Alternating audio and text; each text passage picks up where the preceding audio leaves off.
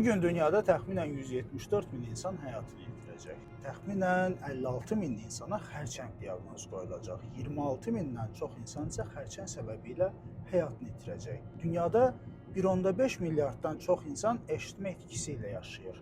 2.2 milyarddan çox insan isə görmə problemi yaşayır. Milyonlarla insanın yaşayacaq təhlükəsiz evi yoxdur. Bəziləri bu gecə küçədə, sığınacaqda və ya müvəqqəti düşərgədə yatacaq. Milyonlarla insan süfrəsində kifayət qədər yemək olmayacağını düşünəcək. Bəziləri xəstəxanada gözünü açacaq, bəziləri yaxınını itirəcək, bəziləri illərdir görmədiyi bir üz üçün darıxacaq, bəziləri isə sadəcə sabaha çatmağa çalışacaq. Amma sən bu səhər gözlərini açdın, gün işığını gördün, nəfəs aldın, eşitdin, sevdiyin insanlara mesaj göndərə bildin, çölə çıxdın, bir stəkan su içdin.